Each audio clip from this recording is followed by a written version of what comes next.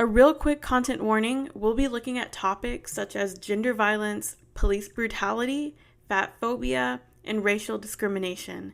Please listen at your discretion. Bienvenidos all. Happy to be with y'all again. This is Sonia. This is Gabby. And this is Sophia.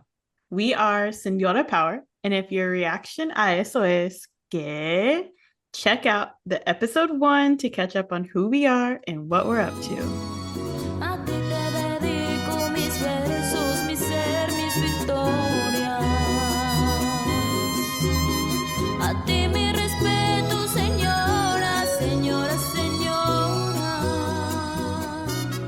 This episode is part 2 in our Social Señoras series. And listen, we're moving far, far away from the glamorous 1940s Club Chapultepec in our dear Señora Cortez. Because we're in Los Angeles today, specifically El Monte, California, with Gloria Arellanes, an ex-Brown Beret, a woman who was embroiled in the thick of the 1960s Chicano movement. And if Gloria Arellanes has 0 fans, then I am dead.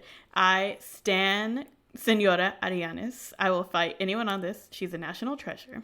All of this information has been sourced from her archive collection at Cal State, which we've all been to together, her interview with Virginia Espino at the Library of Congress, Juan Herrera's book chapter La Lucha Continua in East of East, and the incredible historical and archival work by Dion Espinosa. All right, I want to begin with a simple question.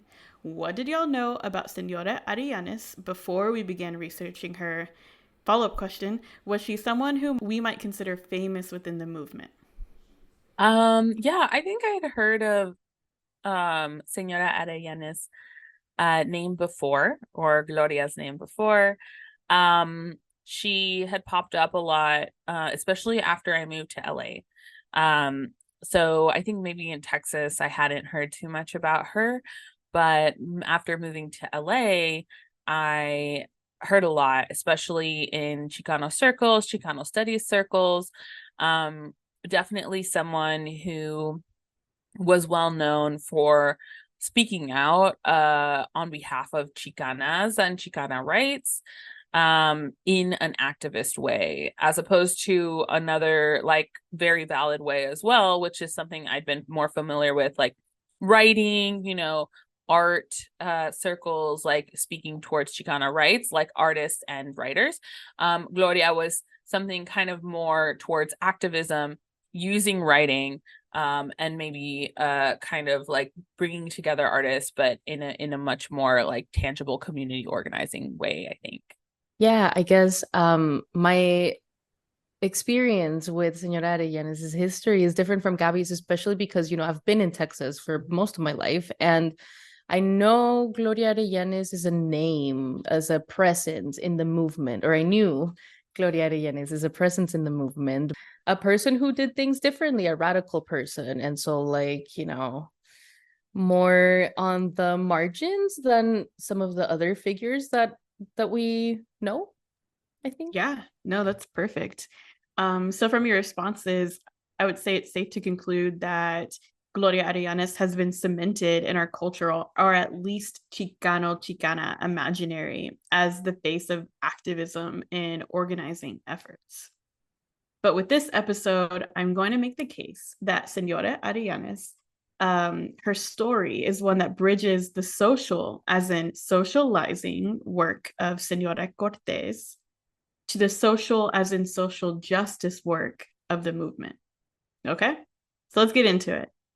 Señora Arellanes was born in 1946 in East LA, though she has spent most of her life in El Monte, which is just 15 to 20 minutes east of East Los Angeles.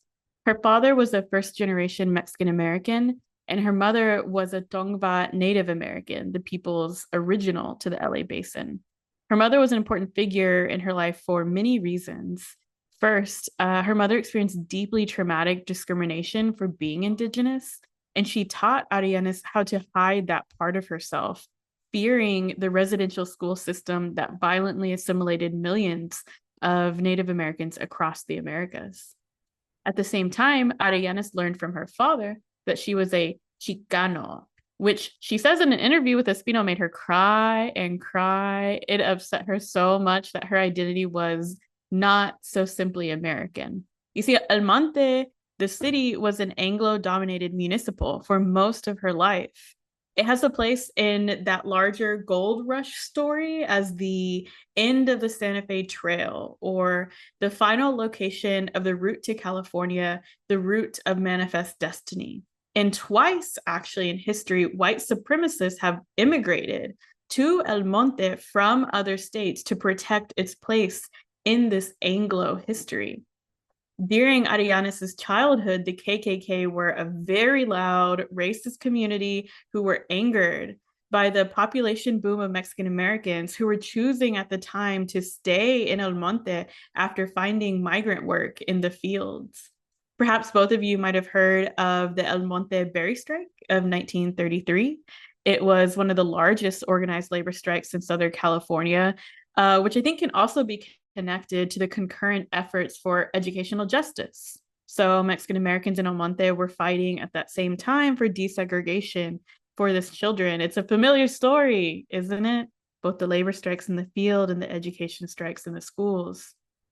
So from all of this, we can infer that enduring racism for her, Indigenous and Mexican identities left a massive impact on her development as a young person, made her bawl at the idea of being a Chicano. But at a very early age, she watched her mother and father fold themselves into El Monte society. Her father was a member of the Elks Club. Have either of you heard of it? No. Me suena, as in I feel like it's familiar. But I would not be able to tell you if this was about like actual deer or if it was about people. So no. I would enjoy it much more if it was about actual elk. Instead, it's a fraternal social club, the Benevolent and Protective Order of Elks. And it wasn't officially desegregated until 1973, and women and Black members couldn't join until the 1980s and 1990s. So there's that. But Arianes' father was a member, and her mother joined the Auxiliary Women's Club. Ariana says all they did was cook. They made tamales and they hosted get togethers, but she says they enjoyed each other's company. She remembers it fondly. And it's here that I want to locate a shared joy, maybe not in social clubs specifically, like her mom or Senora Cortez, but the light and nourishment of laughing and being together, because it is in these socializing spaces that Arianes actually finds her place in the Chicano movement. So before I go on to her well-known activist work, I'd love to hear any of y'all's thoughts on her backstory so far. I think it's really powerful that one of the who I consider one of the main figures of the Chicana movement um was someone who had to grapple so much with her identity racially. I think that's really significant because I think that actually like that is central to the Chicana identity in the United States, as well as the Mexican identity, I would say, in different ways. But I know that the Chicano movement had this moment of glorifying a kind of vague indigeneity without really confronting or trying to connect with or talking to Indigenous people in the current world. And so I think that this is a really important story for Gloria to tell, and I'm sure very harrowing and hard as well, to talk about this trauma that she carried intergenerationally. Her mother, knowing of the residential schools that were actually like meant to do away with Indigenous children. Like it was a genocidal project, and we need to name that. And the fact that Gloria Arellano is this big figure in the Chicana movement is kind of coming out of that is not a coincidence. And I think that this is helpful even for understanding Chicano movement's relationship to indigeneity. Like when the Chicano movement started, it's like, what does it mean to be Chicano, right? Like a lot of people's answers to that out of necessity were like, well, Chicano is Chicano, and like indigeneity is folded into that, right? But now we can have a larger conversation about what it means to bring an indigenous identity into a Chicano community, right? Like, so anyway, I appreciate that. And I think that the social circle part of it is really important for proving like indigenous survival, like for proving like Chicano survival, which is actually survival in these communities is transgressive when you're dealing with a white supremacist system that wants to do away with you or reduce you to like only labor, right? So I think that this is both uplifting and also important to talk about like the trauma behind these kinds of things. Yeah, and just to like sort of go off of on what Gabby said, right, about how Arellanes helps us realize the erasure of indigeneity within these Chicano circles, but she also, like her backstory also makes us remember about the gendered erasures as well in these same kind of circles, right? Like there had to be, as with Senora Cortez, there had to be like an auxiliary club for women where they could do like womanly stuff, right? And cook and engage in chisme and like have moments of joy, which to a certain extent, I mean, to be able to make time and space for those moments of joy within like your activism, within your trauma, within your lived reality, that can also be a pretty radicalizing thing and feeling and action too. Totally. All really great points. And it leads really well into what she ends up doing with sort of the middle part of her life, because her first job was at Teen Post, which was established in part by Senora Lupe Anguiano. So Arianes helped as a young person upkeep this after school social programming for Mexican American youth. And then after high school, she tried to go to East LA College. She hated it, dropped out. But her social life was thriving. She had all these amigas who would go cruising down Whittier Boulevard.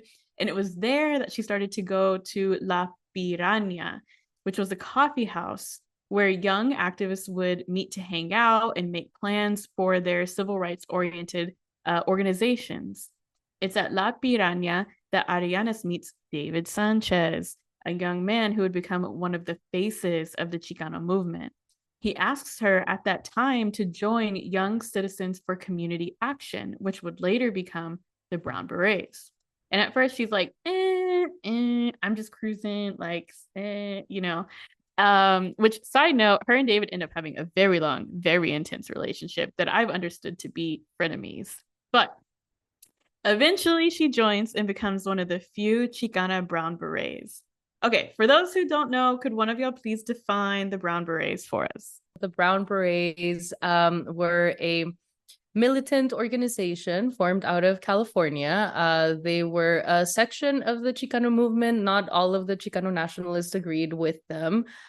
They mostly engaged in protests and marches, mostly against the Vietnam War, right? They would engage in all these marches and protests, and their one distinguishing sort of like symbol was the brown beret that they would all wear. They would wear these very military looking uniforms precisely because they were a militant group and very active out in the streets. Yes, excellent. The Brown Berets were exactly as you said, a paramilitary civil rights organization named after the uniform, which included berets that were brown. Exactly. Very in the fashion and genuinely actually inspired by the Black Panthers. Senora Arianes learned so much in her time with the Brown Berets, including what I would call the roots of intersectionality. In 1968, so she's like 22, technically not a senora, you know, she doesn't have a husband, sin esposo, no kids. But she travels to Washington, D.C. to join the Poor People's Campaign, a collective demand and march organized by Martin Luther King Jr. The Poor People's Campaign demanded economic justice, like increased low-income housing and better funding and resources to increase employment rate. And it's at this event that she meets Black people, poor white people, indigenous women in full tribal wear. She says her jaw was on the floor. And she was able to spend time and socialize with a diverse group of activists who didn't know what Chicano was. She kept being asked, what is a Chicano? And she would have to explain herself. So there's like a real moment of self-definition here for her as well. And at the same time, she begins to realize that police brutalized and targeted not just Chicanos or Black people, which was the central focus in LA, but during the Poor People's Campaign protests, police were pulling women, children, men indiscriminately from the picket line and beating them with batons. It was a moment of intense conflict and extraordinary socialization for Arellanes. And soon after this event, Arellanes begins her journey with El Barrio Free Clinic. And it starts with David Sanchez declaring that there will be a free clinic in East LA and then demanding that it's Arellanes who will run it. And at first, again, she's like, what? ¿Qué? ¿Por qué me? No, she's not into it. But he's like, you're going to do it. And so she does. But then it becomes a passion project for her. El Barrio Free Clinic is established on Whittier Boulevard and becomes a massive success under Arellanes' administration. They offered free sex education, STD testing, pregnancy testing, various forms of birth control, IUDs, the pill, diaphragms. They held free immunization drives and physical examinations for children, all free. And all this time, Arellanes is at the helm, on location every single night with clinicians, psychologists, doctors who would volunteer their time after work, staying until 9, 10 p.m. at night. When asked how she handled this responsibility, why she was given this job when other Chicanas we know were never given anything but cooking and cleaning work for the Brown Berets, Arellanes confidently says, I was loudmouthed, big boned. She says she weighed about 300 pounds at the time and was considered a very, very tall for a woman. And for most of her life, she'd been bullied so much for her weight that she says, quote, the harassment and the way people treated me made me a fighter.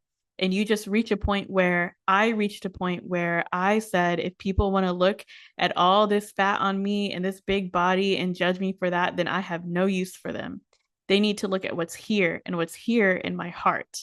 Once I did that, I wasn't so shy. I came out of my shyness and didn't mind being in a leadership position and had no problem speaking out.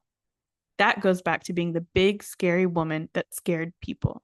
When I talked, they would listen to me. And people did. Huge movement leaders from David Sanchez to Carlos Montes have said, when Gloria spoke, you listened. And though Arellanes often felt like a glorified secretary for the Brown Berets, she was an outspoken one. And she was outspoken, and I want to emphasize here, she was joyful. Amidst the chaos of the El Barrio Free Clinic, Arellanes would host parties for the doctors and volunteers where she remembers laughing and being joyful, feeding people tamales for the first time for some of them, hosting fundraisers, bailes, and even a zoot suit themed party.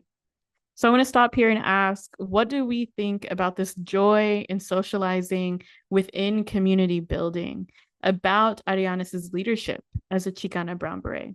Yeah, I think it's remarkable, really, because I see here, especially in the life details that you've chosen for us, Sonia, that like Gloria had to work within a certain structure that defined her as a woman in certain ways, right? Like hemmed in by gender roles, like, right, like you will do what men say that you need to do, right? You will start this free clinic, like you will do this, but you're also going to listen to the men when they tell you what to do. And I know, like, because of what she did with the free clinic, she took the initiative and was an administrator. She was a great administrator.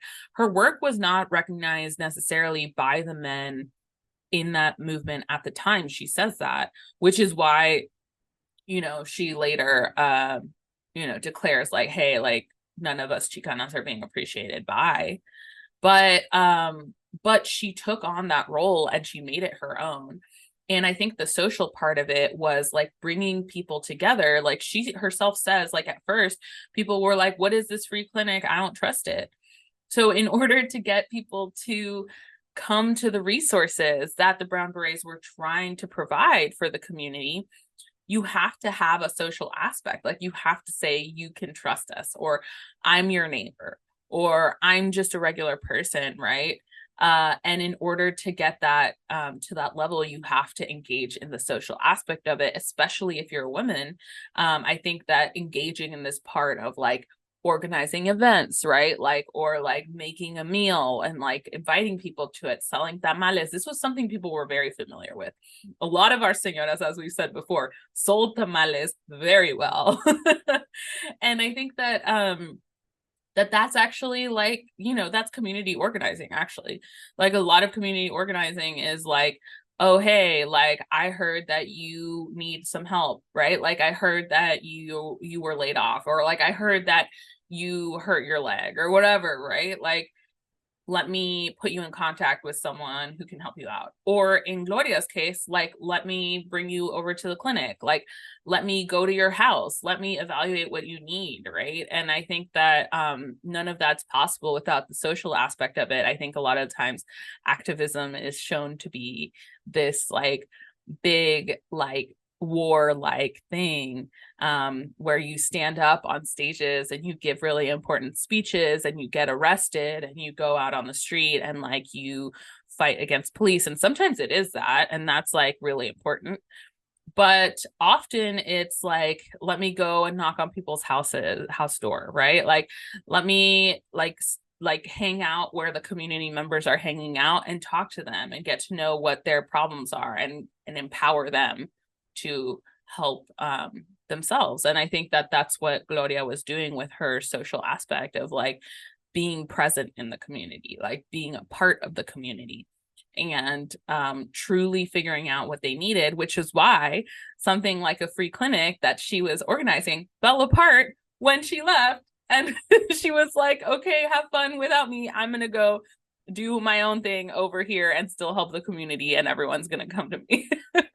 Which was true. That did happen. So I find that the social aspect for me, in summary, is part of Gloria being the best community organizer that she could be, is being part of the community, is listening to the community. And I guess just to pick up on another detail of Gloria's life that Sonia has brought to us, I feel like community work often starts with the individual, right? In a sense that once Gloria decided to not be shy about her body, once Gloria decided to like ignore the people who are judging her for like looking a particular way, that also is an impulse towards being an active participant in your community. If you don't have those kinds of like negativity imposed on you, to be able to sort of do away with that and turn it into like a smaller thing that does not sort of define oneself, but does shape oneself, right? Well, and also I think that she not only like went around it, or like avoided it, or like overcame it or whatever, but she used it to like, she used the kind of like prejudice, like the kind of fat phobia that we see today, right? Like, fat phobia is one of the types of like very violent discrimination and like violence that is still very acceptable to say and like openly have like that kind of prejudice towards people out in the open in public, right? And I think that she took that and she made it something that helped her gain access to what she wanted. So like, she says herself, right, that like no one was gonna mess with her. Like, she said, like, you know, if you're gonna see me as maybe like less of a woman, or if you're going to treat me as like less of a person because of how I look, then I'm going to get what I want.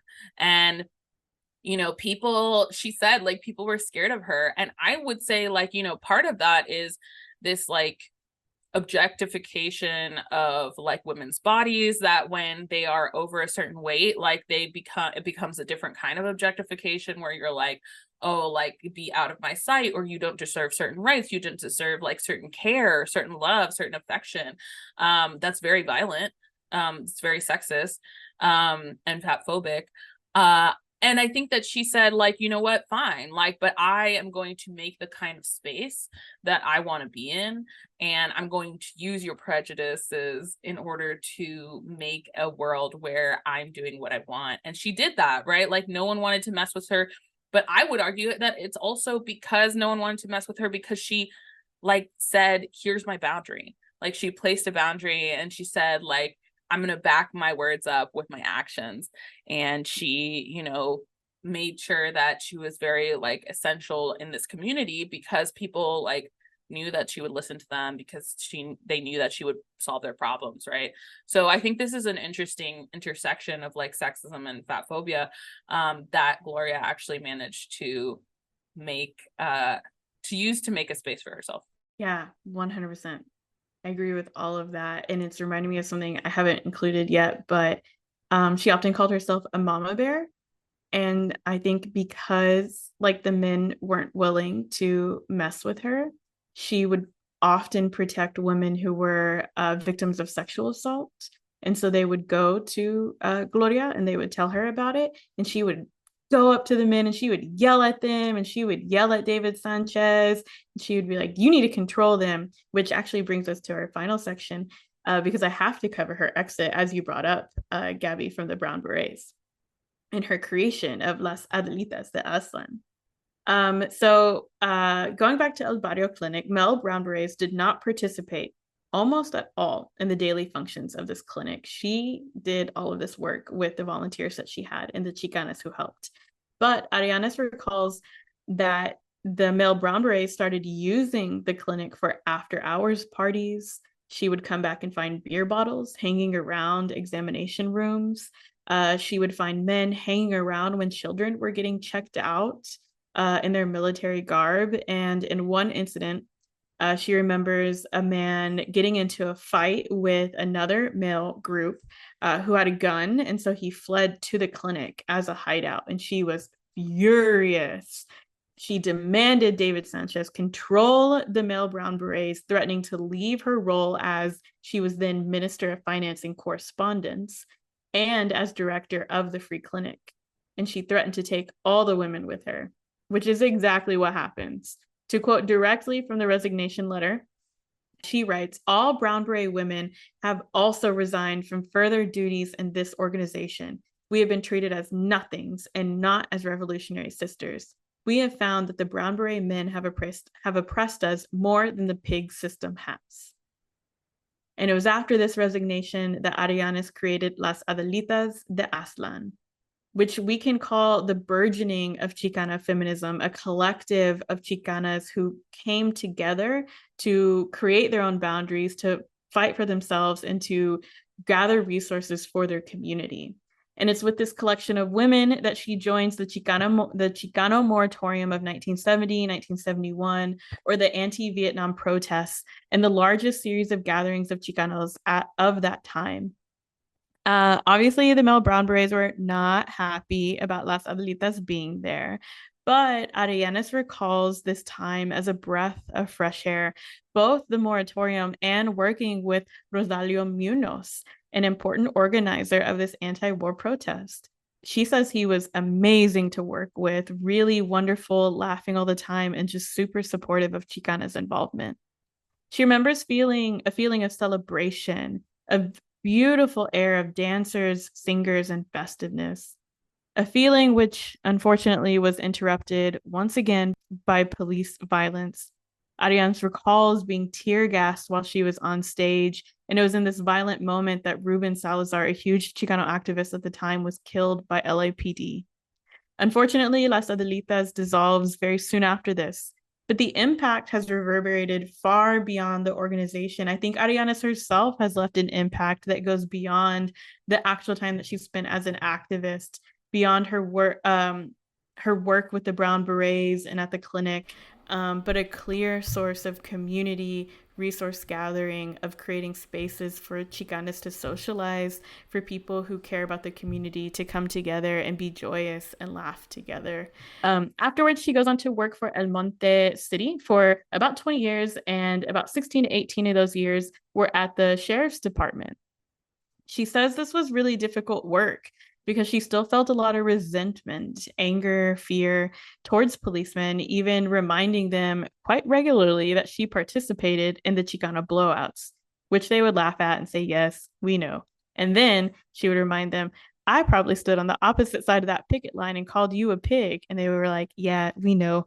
But overall, she found that she really liked working on the administrative side of policing. She recalls saying that people were not rampantly racist, but genuinely good and kind. And she would go on to develop training programs for officers, such as diversity training, anti-racial profiling. And she says that many ex-Brown Beret women actually went into some form of administration for law enforcement. So I wanted to include that because I think we're also interested in the afterlives of our activists when they actually are señoras and they actually are sort of doing work with the establishment, which creates a lot of questions for us, a lot of interesting moments. But any final thoughts on Senora Arianes, our second social senora?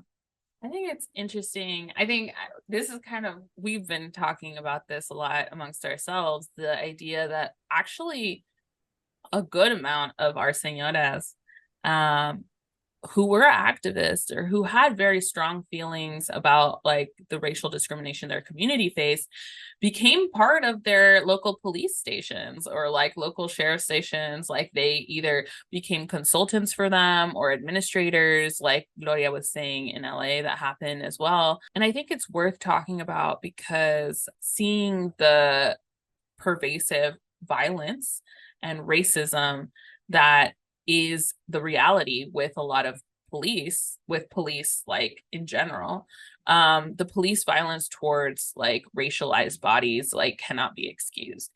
It's also something that has been shown to be part of training of police forces. So I think it's interesting that Gloria was looking to intervene in that training to try to stop the violence where she saw it as a source. Whether or not that's effective, I think, is another conversation. It's just such a large scale thing, right? Like policing.